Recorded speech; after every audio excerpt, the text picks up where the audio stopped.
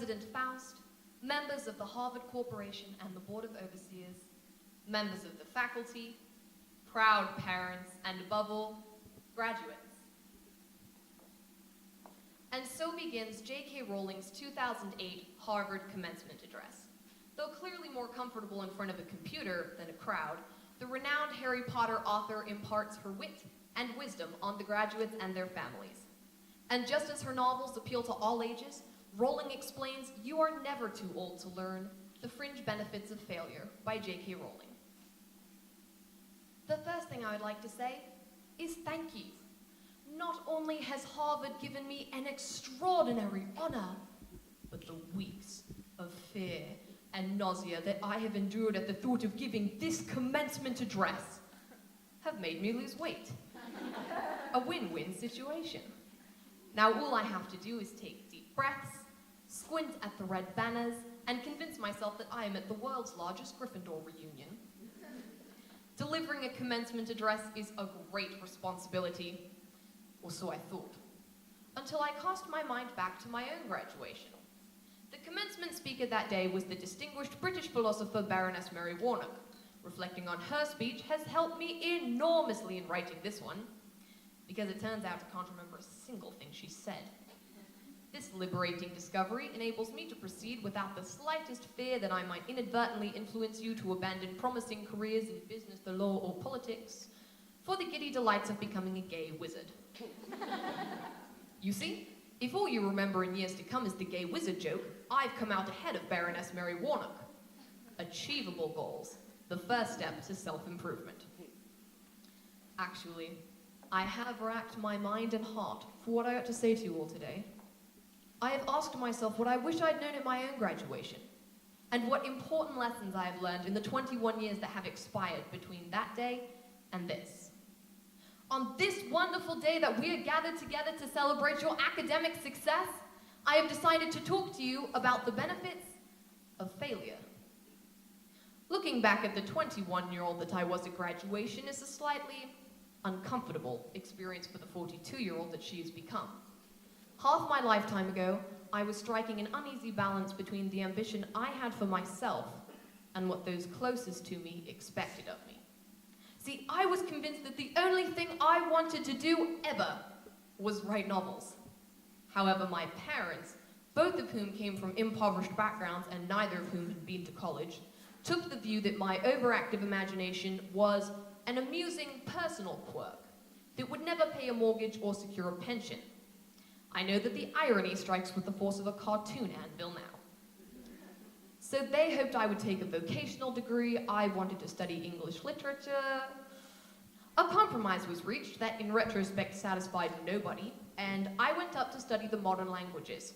Hardly had my parents' car rounded the corner at the end of the road than I ditched German and scuttled off down the classics corridor. I cannot remember telling my parents I was studying classics. They may well have found out for the first time on graduation day. Of all the subjects on the planet, I think they would have been hard put to name one less useful than Greek mythology when it came to securing the keys to an executive bathroom. I would like to note in parentheses that I do not blame my parents for their point of view. There is an expiry date on blaming your parents for steering you in the wrong direction. The moment you're old enough to take the wheel, responsibility lies with you. What is more, I cannot criticize them for hoping I would never experience poverty. They had been poor themselves, and I have since been poor, and I can quite agree with them, it is not an ennobling experience. Poverty entails fear and stress, and sometimes depression. It means 1,000 petty hardships and humiliations. Climbing out of poverty by your own efforts, that indeed is something upon which to pride yourself, but poverty itself is romanticized only by fools. What I feared most for myself at your age was not poverty, but failure. At your age, despite a distinct lack of motivation at university, where I spent far too long in the coffee bar writing stories and far too little time at lectures, I had a knack for passing examinations, and that for years had been the measure of success in my life and that of my peers. Now, I am not dull enough to suppose that because you are young, gifted, and well-educated, you have never known hardship or heartbreak. Talent and intelligence never yet inoculated anyone against the caprice of the fates, and I do not for a moment suppose that everyone here has enjoyed an existence of unruffled privilege and contentment. However, the fact that you are graduating from Harvard suggests that you are not very well acquainted with failure. You might be driven by a fear of failure quite as much as a desire for success. Indeed, your conception of failure might not be too far from the average person's idea of success. So high have you already flown. Ultimately, we all have to decide for ourselves what constitutes failure, but the world is quite eager to give you a set of criteria if you let it. So I think it fair to say that by every usual standard, a mere 7 years after my own graduation day, I had failed on an epic scale. An exceptionally short-lived marriage had imploded, and I was jobless, a lone parent, and as poor as it is possible to be in modern Britain without being homeless. The fears that my parents had had for me and that I had had for myself had both come to pass, and by every conventional measure, I was the biggest failure I knew. Now I'm not going to stand here and tell you that failure is fun. That period of my life was a dark one, and I had no idea that there was going to be what the press has since represented as a kind of fairy tale resolution. I had no idea then just how far that tunnel extended, and for a long time, any light at the end of it was a hope, rather than a reality.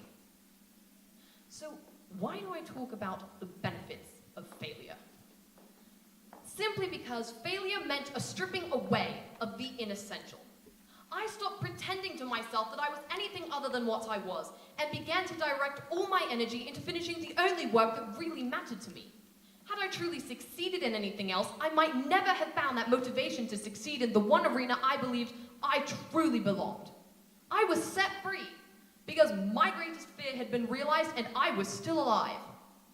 And I still had a daughter whom I adored. And I had an old typewriter and a big idea. And so rock bottom became the solid foundation on which I rebuilt my life.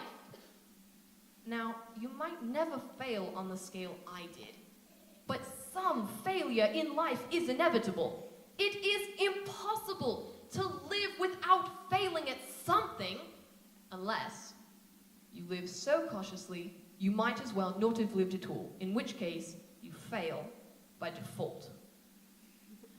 Failure gave me an inner security that I had never attained by passing examinations. Failure taught me things about myself that I could have learned no other way. I discovered that I had a strong will, and more discipline than I had suspected. I also found out that I had friends whose value truly was above the price of rubies. The knowledge that you have emerged stronger and wiser from setbacks means that you are ever after secure in your ability to survive. You will never truly know yourself or the strength of your relationships until both have been tested by adversity.